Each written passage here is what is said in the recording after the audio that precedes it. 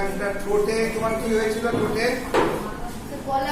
গলায় ব্যথা হচ্ছিল, কি কি অসুবিধা হচ্ছিল?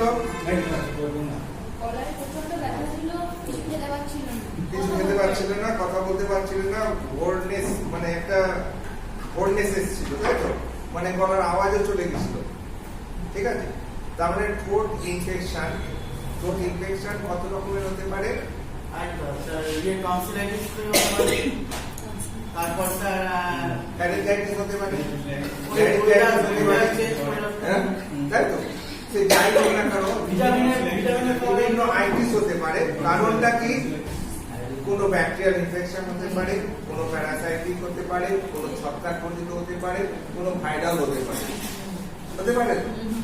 আচ্ছা, যে কোনো ইনফেকশনকে আমাদের ইনফেকশন যে কোনো জিনিসই হোক তারা হচ্ছে প্যাথোজেন, ঠিক আছে? তারা হচ্ছে প্যাথোজেন, অর্থাৎ তারা বাইরে থেকে এসেছে এবং আমাদের শরীরে এফেক্ট করেছে।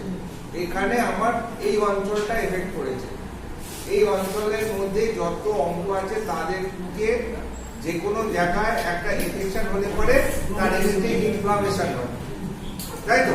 তার মানে ফ্যারিংসের ইনফ্লামেশন হতে পারে, ল্যারিংসের ইনফ্লামেশন হতে পারে, টনসিলের ইনফ্লামেশন হতে পারে, তাই তো? তো এইবার এগুলো যাই হোক না কেন যখনই হবে তখন ও যে যে সিমটম গুলো বললো মানে ফিলিং করেছিল সেই ধরনের সিমটম গুলো হবে।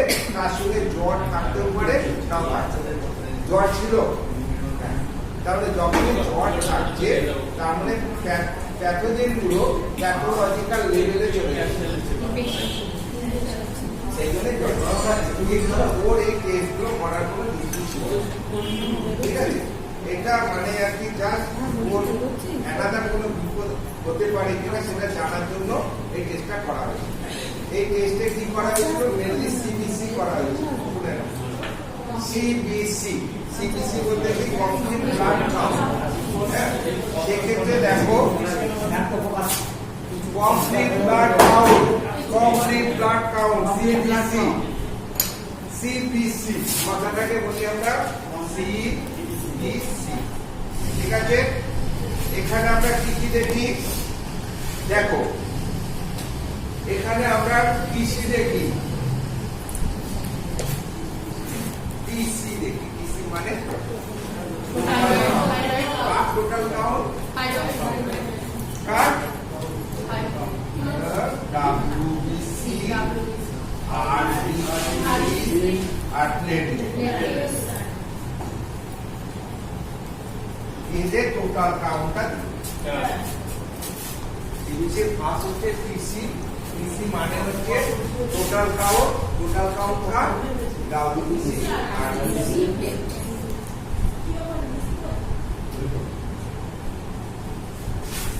এর এখানে আছে তোমার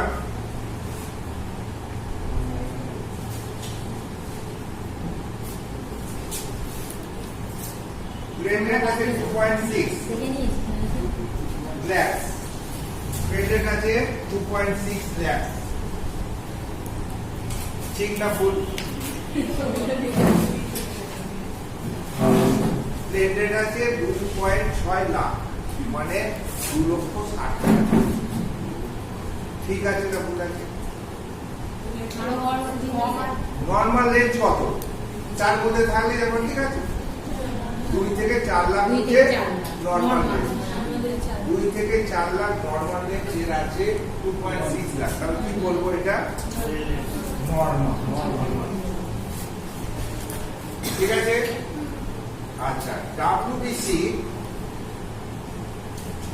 হোয়াইট ব্লাড সেল 8 পয়েন্ট,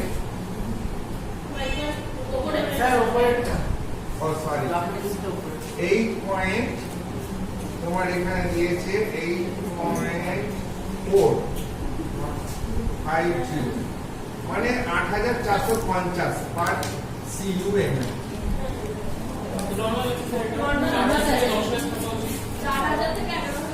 4,000 থেকে 11,000 অব্দি নর্মাল, মানে আমরা অ্যাভারেজ 8,000 ধরি, 5 থেকে 10,000, ঠিক আছে? 5 থেকে 10,000 মনে রাখার নিয়ম হচ্ছে 5 থেকে 10,000 হচ্ছে নর্মাল, ওর মধ্যে থাকলে পরে নর্মাল। তার মানে কি আছে? আচ্ছা, এবার হচ্ছে তোমার 3.6 মিলিয়ন per CUMM RBC। হ্যাঁ, একটু কম আছে।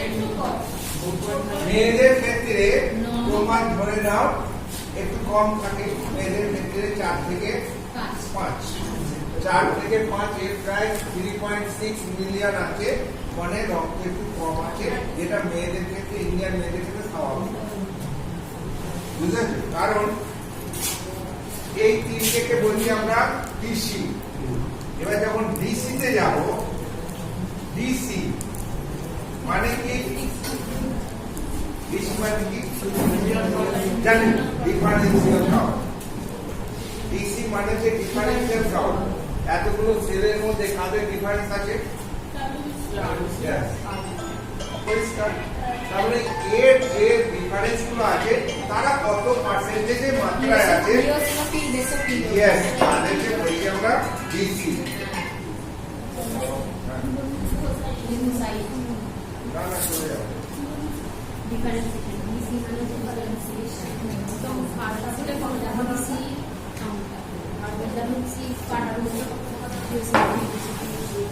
এর বলছে ডিসি তে বলছে, ডিসি রিপোর্টে দেখো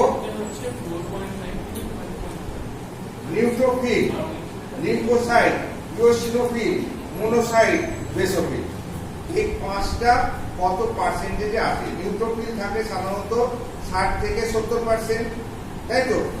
কিন্তু এর আছে 43%।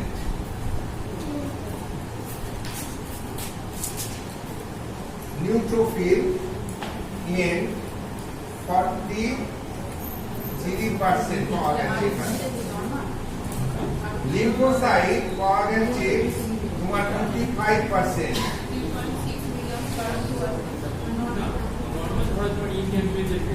মোনোসাইট পাওয়া গেছে 1%। বেসোফিল পাওয়া গেছে 0%। নিউট্রোফিল, লিম্ফোসাইট, ইওসিনোফিল, মোনোসাইট, কোনটা বাদ গেল? ইওসিনোফিল পাওয়া গেছে 1%। এই দুটোর মধ্যে একটু ডিসপ্যারিটি আছে।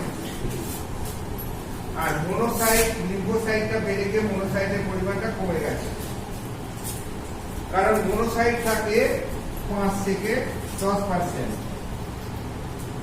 লিম্ফোসাইট থাকে 30 থেকে 40%, আর নিউট্রোফিল থাকে প্রায় 60 থেকে 70%। ঠিক আছে? তো এখানে তোমার যেহেতু একটা ইনফেকশন আছে এবং যেহেতু আরবিসি গুলোই ইনফেকশনের সঙ্গে মেনলি লড়াই করে, এবং সেক্ষেত্রে তোমার এই যে নিউট্রোফিল আর লিম্ফোসাইট এরাই বেশি লড়াই করে, সেই জন্য এদের নিউট্রোফিল কিছু মারা পড়েছে লড়াই করতে গিয়ে, যার জন্য পরিমাণটা কমেছে। আর এরা লড়াই করতে করতে আরো সংখ্যাধিক্য ঘটিয়েছে, কারণ ওদেরকে পরাজিত করার জন্য যেহেতু নিউট্রোফিল দিকে কমে গেছে, যার জন্য ব্যাকআপে এরা বেড়ে গেছে। তাহলে এই ঘটনাটা স্বাভাবিক প্যাথোজেনেসিস, মানে ওর ডিফেন্সিভ মেকানিজমটা শো করিয়েছে, মানে ওর শরীর ওদের এগেন্স্টে ঠিক মতো লড়াই করেছে। বোঝা গেল? এইখান থেকে এই পিকচারটা আমরা পেতে পারি। আর কি হিমোগ্লোবিন, সিবিসির মধ্যে আর কি আছে? হিমোগ্লোবিন 80%। 80% এর আছে 11 GM%। ফিমেল হিসাবে মোটামুটি ঠিক আছে, মেল হিসাবে 11 থেকে 13, 14, 15, 11 থেকে 15 অবধি নরমাল। তো সেখানে 11 আছে, আর যেহেতু মানে এদিকে আরবিসির পরিমাণটা কম আছে, হিমোগ্লোবিন কোথায় থাকে?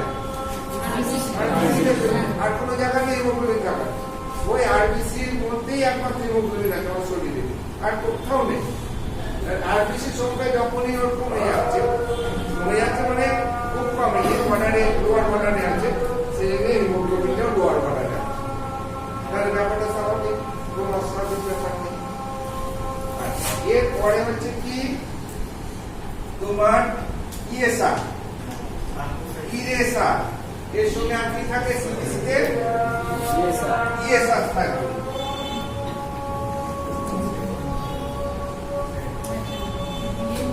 ইএসআর যে কোনো ইনফেকশনের ক্ষেত্রে কি হয়, সেক্ষেত্রে এখানে ইএসআর আছে ওর তোমার 46 ml, মেয়েদের মোটামুটি 25 অব্দি নর্মাল, 15 থেকে 25 লিটার। যেহেতু এর একটা ইনফেকশন আছে, যেহেতু ইএসআরটা বেশি আছে, তার মানে ঠোঁট ইনফেকশনকে আরো ইন্ডিকেট করছে। এছাড়া আরো কিছু সিবিসিতে আরো কিছু জিনিস থাকে, সেটা হচ্ছে তোমার রেড সেল ওরিয়েন্টেড, ঠিক আছে। একটা হচ্ছে পিসিবি, একটা হচ্ছে এমসিভি, একটা হচ্ছে এমসিএইচ, আর একটা হচ্ছে এমসিএইচসি। এই কতগুলো জিনিস ইন্ডেক্স, এগুলো ইন্ডেক্স, এই কতগুলো ইন্ডেক্স এর সঙ্গে থাকে সিবিসিতে, ঠিক আছে। পিসি মানে প্যাক সেল মডেল, মানে হচ্ছে একটা রক্তকে তোমার যখন আমরা রোটেট করিয়ে স্ট্যান্ড করে দিই, সেলগুলো নিচে জমে যায়, উপরে প্লাজমাটা থাকে, ঠিক আছে। একটা যে কোনো রক্তকে আমরা একটু অ্যান্টিকোয়াগুলেন্ট দিয়ে দিলাম যাতে লিকুইড থাকে, তাহলে কেমন বেঁধে যাবে।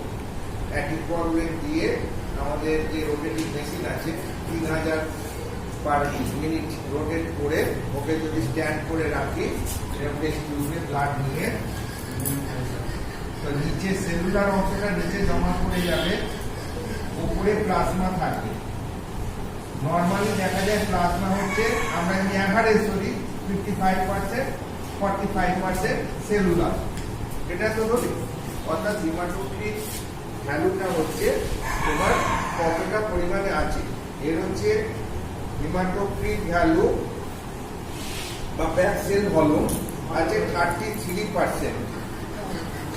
যেহেতু এদিকে আরবিসি পরিমাণ কম, সেলের পরিমাণ কম, সেটা হিমাটোক্রিট ভ্যালু একটু কম আছে, ঠিক আছে।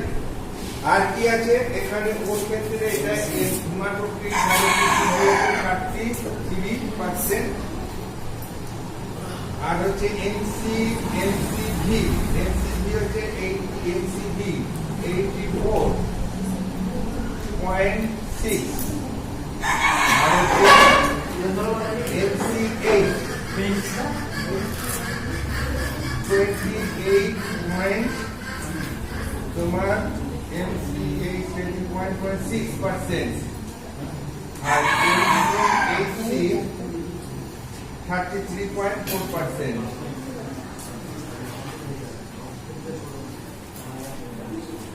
পিসি মানে প্যাক সেল ভলিউম, এমসি মানে means corpuscular volume, corpuscular volume মানে রেড সেলের আয়তন।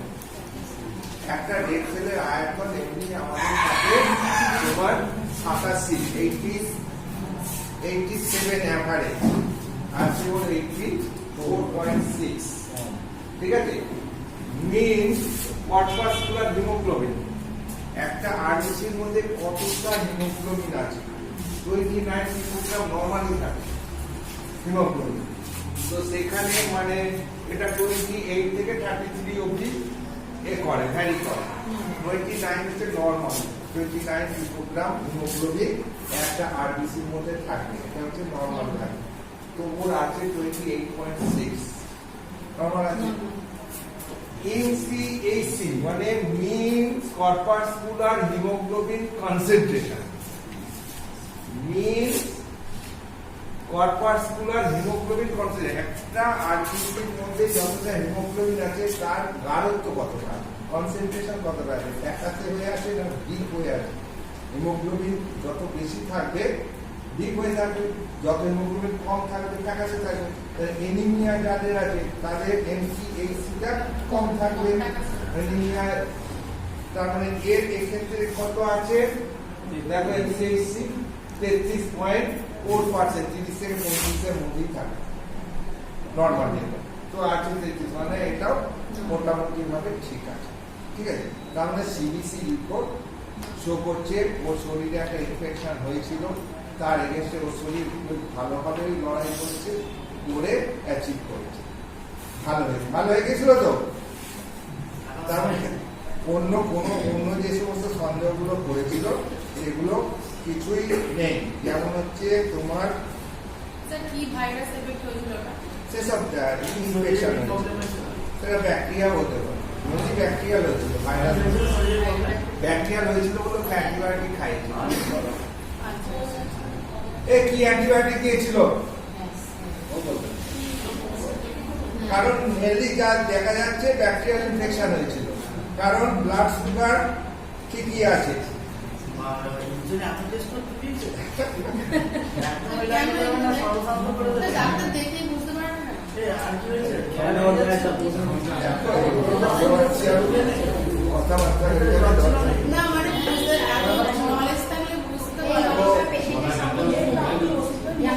কি অ্যান্টিবায়োটিক দেওয়া হয়েছিল তুমি জানো, প্রেসক্রিপশনটা নেই, শুধু রিপোর্টটা করেছে। আর কিন্তু এই রিপোর্টে স্যার প্রেসক্রিপশনটা দরকার ছিল, তবে তো ঠিক আছে। তো এই রিপোর্টটা আমরা মোটামুটি আলোচনা করলাম, একটা কমন ব্লাড রিপোর্ট সিবিসি, একটা সিবিসি তে কি কি থাকে এই রকমই জিনিস থাকে, সিবিসির মধ্যে এইসব জিনিসগুলো থাকে। এই যে যত আমরা আলোচনা করলাম তত ঠিক আছে। পেশেন্ট সামনে থাকলে ডায়াগনোসিসটা কি হবে তাহলে? টেস্ট ছাড়া, হ্যাঁ, যদি রিপোর্ট ছাড়া ওই পেশেন্ট যেরকম নরমালি এলো, হ্যাঁ, ডায়াগনোসিসটা মানে কত স্যাটিসফ্যাক্টরি আর এই ডায়াগনোসিস ও বলা ব্যথা এটাই ডায়াগনোসিস। কি থেকে হয়েছিল? ব্যাকটেরিয়া ব্যাকটেরিয়া কি ছিল? মিক্স ছিল, গ্রাম পজিটিভ গ্রাম নেগেটিভ। এবার আমাদের যত অ্যান্টিবায়োটিক গুলো রিপোর্ট দেখলাম, এবার তারা গ্রাম পজিটিভ গ্রাম নেগেটিভ সবাইকে মেনে নিতে, আর তার সঙ্গে সিমটোম্যাটিক রিলিফের ওষুধ দেওয়া ছিল, অর্থাৎ যন্ত্রণা কমানোর জন্য পেইন কিলার দেওয়া ছিল, জ্বর কমানোর জন্য জ্বরের ওষুধ দেওয়া ছিল, আর ওই সিস্টেমিক অ্যান্টিবায়োটিক বটফিক্রাম দেওয়া ছিল যাতে ব্যাকটেরিয়াগুলোকে বেড়ে ফেলতে পারে। এরকম 5 দিন ওকে খাওয়ানো হয়েছে অ্যান্টিবায়োটিক, আর ওই অ্যাডিশনাল সাপোর্ট দেওয়া হয়েছে সিমটমগুলো দিয়ে। তারপর স্যার বলছি কি স্যার আমার একটু আল্ট্রাসোনোগ্রাফি রিপোর্টটা একটু দেখবেন, কোনটা রিসেন্ট করেছে মানে ওটা না আছে একটা দেখলে হবে সোনোগ্রাফি রিপোর্ট। আমাদের একটু দেখবেন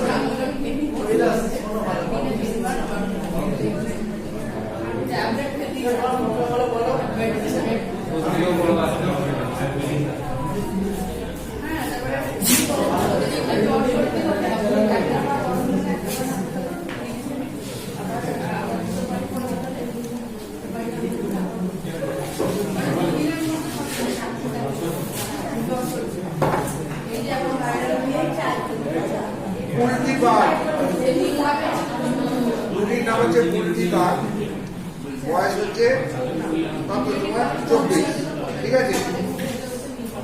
কি প্রবলেম ছিল? মানে আমার হঠাৎ পিরিয়ডসের প্রবলেম দেখা দিয়েছিল, প্রচুর পেইন হতো, তো আমাকে গাইনো দেখাতে বললো আল্ট্রাসোনোগ্রাফি করতে, সিস্ট ধরা পড়েছে। আচ্ছা, প্রবলেম ছিল ডিসমেনোরিয়া আর হচ্ছে বলো মেনোরেজিয়া।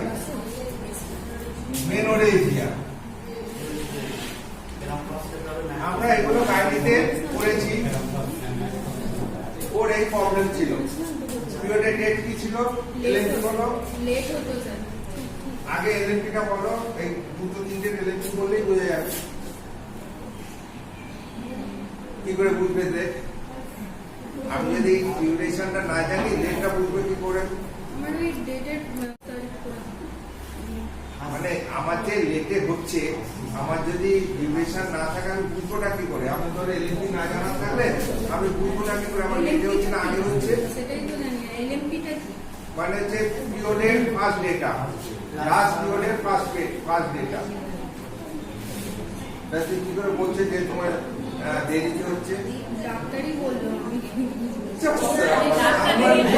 ডাক্তার কি বলবে? আচ্ছা ঠিক আছে, ডাক্তার সঠিক ছিল, পিরিয়ড কি ডাক্তারের হয়েছিল? আমি ডাক্তারকে বলেছি বাট মানে ডেটটা ছিল লাস্টের দিকে মানে ফার্স্টের দিকে হতো আমি লাস্টের দিকে বলে অ্যাকুরেট ডেট আমার মনে নেই ওটা বলতে ওটা কিন্তু জানা উচিত ছিল তোমার, না হলে তুমি বুঝতে কি করে? তোমার 5 দিন আগে হচ্ছে না 5 দিন পিছনে হচ্ছে, একটা টার্মিনেটিং পয়েন্ট থাকবে তো। যে সাপোজ আমি বলছি সাপোজ ধরো আগে এরা 5, 10, 25-এ আমার হয়েছিল সাপোজ সাপোজ ধরো আমার 5, 10, 25-এ লাস্ট মেজর হয়েছিল, 5 দিন ছিল। 5 তারিখে শুরু হয়েছিল স্যার, 5, 6, 7, 8, 9, 10, 10 তারিখ অব্দি ছিল, তারপর ঠিক হয়ে গেছে। কিন্তু তার পরের মাসে 11 তারিখ 11/11/2025-এ হয়েছে। তাহলে এখান থেকে আমি বুঝতে পারবো আমরা এক সপ্তাহ পিছিয়ে গেছি। এই তো, তা আমি যদি এই পয়েন্টটা না জানি এটা বলতে পারতাম। এইটাই আমি বলছি যে তুমি যদি ডাক্তারবাবুকে বলবে কি করে যে আমার পরে হচ্ছে বা আগে হচ্ছে, তোমাকে তো একটা পয়েন্ট করতে হবে, সেইখান থেকে তো আগে পরে একটা বিচার হবে, সেই বিচারের পয়েন্টটা আমি ধরছিলাম। ঠিক আছে, ছাড়ো, ব্যাপারটা তা না। তোমার ক্ষেত্রে যা হয়েছে তার জন্য তোমাকে ডাক্তারবাবু ইউএসসি অফ হোল অ্যাবডোমেন দিয়েছে, USC of WHO whole abdomen. Whole অ্যাবডোমেনের মধ্যে আমাদের কি কি অর্গান আছে? সব অর্গানগুলোর আল্ট্রাসাউন্ড করে করে দেখা হয়েছে, কোন প্যাথোজেনেসিস বা প্যাথোলজি কোন অর্গানে আছে কি। ঠিক আছে, এক্ষেত্রে আমাদের আপার অ্যাবডোমেনে আমরা লিভার পাবো, লিভার, গল ব্লাডার, তাই তো, ইন্টেস্টাইন পাবো, প্যানক্রিয়াস, ডিওডিনাম, ঠিক আছে, এইসব অর্গান গুলো পাবো। তারপর মিডিলে আছে কিডনি পাবো, কিডনি, হ্যাঁ, তারপরে ইউরেটার, তারপরে হচ্ছে ইউরিনারি ব্লাডার, মেয়েদের ক্ষেত্রে ইউটেরাস, ওভারি, হ্যাঁ, ফ্যালোপিয়ান টিউব, এইসব পাবো। পুরো অ্যাবডোমেনের মধ্যে মেন মেন যে অর্গানগুলো আছে সেই অর্গানগুলো আল্ট্রাসাউন্ড করে ডক্টর লিখে দিয়েছে, liver, gallbladder, CBD, pancreas, spleen, right kidney, left kidney, তারপর যে ইউরেটার। সিবিডিটা কি স্যার? কোথায় সিবিডি? এই যে আপনি বললেন সিবিডি। সিবিডি কমন বাইল ডাক্ট, ওইটা আমি পড়েছিলাম। হেপাটিক ডাক্ট দিচ্ছে, কমন হেপাটিক ডাক্ট হলো। এবার সিস্টিক ডাক্টের সঙ্গে যখন যুক্ত হচ্ছে তখন সেটা হয়ে গেল সিবিডি, কমন বাইল ডাক্ট। সে এবার তোমার ব্যাকটেরিয়া ডাক্টের সঙ্গে যুক্ত হবে, যুক্ত হয়ে অ্যাম্পুলা ভাটা দিয়ে সেকেন্ড পার্ট অফ দ্য ডিওডিনামে প্রবেশ। এইটা তো পাত, ওখান দিয়ে কি আসে, লিভার থেকে যে পিত্তটা হয় সেটা গল ব্লাডারে সঞ্চিত হয়। এবার যখন in response to food cholecystokinin secret হচ্ছে, কনস্ট্রিক্ট করে সিস্টেমকে, মানে গল ব্লাডারকে, তখন বাইলটা ওই পথ দিয়ে গিয়ে ডিওডিনামে যায়, খাবারের সঙ্গে মিশে ওই অন্ত্রের মধ্যে যে হজম হয় সেই মিডিয়াটাকে অ্যালকালাইন করে দেয়। কারণ আন্তিক রসের যত এনজাইম আছে, প্রতিটা এনজাইম যদি অ্যালকালাইন মিডিয়া না পায় কাজ করতে পারবে না, অ্যাসিড মিডিয়া ওরা কাজ করতে পারে না। যেমন ধর স্টমাক থেকে যে এটা বেরোচ্ছে তাদের এনজাইমগুলো অ্যাসিড মিডিয়ায় কাজ করতে পারে, সেই জন্য ওদের জায়গাটা অ্যাসিডিক থাকে। এবার যখনই ইন্টেস্টাইনে ঢুকে যাচ্ছে, ইন্টেস্টাইনের যত ইন্টেস্টিনাল এনজাইম আছে তারা কিন্তু অ্যাসিড মিডিয়াকেও কাজ করতে পারবে না। সেই জন্য আমাদের হাইপার অ্যাসিডিটি হয়ে গেলে পেট খারাপ করে, বদহজম দেখা দেয়, কারণ ওরাতে অ্যালকালাইন মিডিয়ায় কাজ করতে পারে, যদি খুব বেশি অ্যাসিড বেরোয় আর ওখানে বাইরে থেকে যদি কম অ্যালকালি বেরোয় তো ওই জায়গাটাকে অ্যালকালাইন মিডিয়া করতে পারবে না, মিডিয়াটা অ্যাসিডিটি হয়ে যাবে। তার ফলে এনজাইমগুলো কাজ করতে পারবে না, হজম ঠিক মতো হবে না, এনজাইমগুলো ঠিক মতো খাদ্যবস্তুকে পরিপাক করতে পারবে না, ফলে ওই বিপত্তি দেখা দেবে। বুঝতে পেরেছো? এই হচ্ছে প্যাথোজেনেসিস। তো এখানে এই যে হোল অ্যাবডোমেনের ইউএসসি করার উদ্দেশ্য হচ্ছে দেখো লিভারে কি কি মানে নরমাল সাইজ কেমন, শেপ কেমন, কোনো কিছু আছে কিনা, লিভারে কোনো টিউমার কিছু আছে কিনা, সব কিছু এখানে শো করবে। ঠিক আছে? গলব্লাডারের মধ্যে কোনো ধরনের পাথর আছে কিনা, হ্যাঁ, গলব্লাডারের এগুলো সব দেখবে। নো ক্যালকুলাস, কোনো গলব্লাডারে পাথর কিছু নেই। সিবিডি, কমন বাইল ডাক্টের মধ্যে কোনো পাথর জমে আছে কিনা বা মোটা হয়েছে কিনা। Common bile duct is not dilated, কেউ ডায়ালেটেড নয়, নর্মালি আছে। প্যাঙ্ক্রিয়াস গ্রন্থিটা বিশ্বগ্রন্থি, ওখান থেকে প্যাঙ্ক্রিয়াটিক জুস বেরোয়। সেই প্যাঙ্ক্রিয়াস অনেক সময় হেড অফ দ্য প্যাঙ্ক্রিয়াসে টিউমার থাকে, প্যাঙ্ক্রিয়াটিক আলসার থাকে, প্যাঙ্ক্রিয়াটিক ক্যান্সার থাকে, অনেক কিছু গন্ডগোল হয়। তো সেখানে দেখো নো ফোকাল লিশন, কোনো ধরনের সোয়েলিংও নেই, এসওএলও নেই, কোনো প্রকাশও নেই, মানে কোনো ইনফেকশনও নেই। ঠিক আছে? আচ্ছা, স্প্লিন is normal size shape. Right kidney normal size shape, outline সব কিছু নর্মাল আছে। নো ইমিডিয়েন্স অফ হাইড্রোনেফ্রোসিস মানে কিডনিতে জল জমা, কিডনিতে কোনো জল জমেনি, নো হাইড্রোনেফ্রোসিস। আর হচ্ছে কিডনিতে কোনো ধরনের পাথর কিছুই নেই, নো ক্যালকুলাস আর মাস মানে টিউমার কিছুই নেই, সব ঠিক আছে। ঠিক আছে? এবার লেফট কিডনিতেও দেখা যাচ্ছে left kidney normal size shape, outline position normal, outline position normal, vertical cortex, no evidence of hydronephrosis, no renal calculus or mass left kidney ঠিক আছে। ঠিক আছে? এবার চলে গেল ইউরেটারের মধ্যে ureter are not visualize, hence no dilatation. আচ্ছা, ইউরেটার নরমাল আছে, ওখানে ওর মধ্যে কোনো ড্রাই নেই বলে ওটা ভিজুয়ালাইজ নয়, কিন্তু কোনো ধরনের ইনফরমেশন নেই। হ্যাঁ, এবারে হচ্ছে ইউরিনারি ব্লাডার ইজ দেখো suborder visualize, lumen appear clear. আর ইউরিনারি ব্লাডারে কিছু পাথর কিছু নেই। এইবার হচ্ছে ইউটেরাস। ঠিক আছে? ইউটেরাসের দেখো সাইজ ঠিক আছে। তারপরে হচ্ছে নো অ্যাডেনেশন এসওএলসি, এসওএল মানে হচ্ছে তোমার কোনো লিশন মানে কোনো টিউমার যদি থাকে মানে স্পেস অকুপাইং লিশন। এসওএল এর পুরো কথা হচ্ছে স্পেস অকুপাইং লিশন, কোনো টিউমার হলে সে একটা জায়গা দখল করে থাকবে, কোনো পাথর থাকলে সে একটা জায়গা দখল করে থাকবে। তো এখানে লিশন বলতে তার মধ্যে কোনো জেনেসিস অর্থাৎ কোনো ধরনের টিউমার নেই, এটার মানে হচ্ছে কোনো ধরনের সোয়েলিং বা পোলার কিছু নেই, কোনো প্লেস অকুপাই কিছু করছে না, অর্থাৎ নর্মাল আছে। ঠিক আছে? বোথ ওভারিজ আর নর্মাল। ঠিক আছে? আচ্ছা, আর হচ্ছে তোমার ভলিউম গুলো দিয়েছে, লেফট ওভারি ভলিউমও দিয়েছে। আচ্ছা, এইবার শুধু বলেছে বোথ ওভারি আর নর্মাল সাইজ শোজ মাল্টিপল টিনি অ্যারেঞ্জ তোমার ইম্যাচিওর ফলিকল, অনেক ছোট ছোট ফলিকল আছে। ঠিক আছে? রাইট ওভারি এত 60, লেফট ওভারি ভলিউম হচ্ছে ছোট, রাইট ওভারিটা ভলিউম বেশি, তার মানে ওখানে অনেক ইয়ে আছে। আর সেই জন্য এখানে দিয়েছে যে এখানে grade 2 fatty liver, mild infiltration of pancreatic parenchyma, small amount of termite slug materials within GB lumen. আচ্ছা, both ovaries are normal volume but showing polycystic in morphology.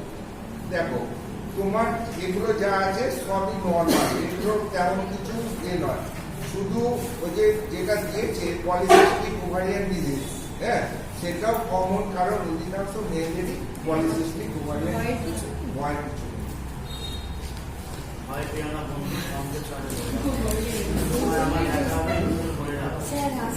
হ্যাঁ, ঠিক আছে, চলো। Thank you sir.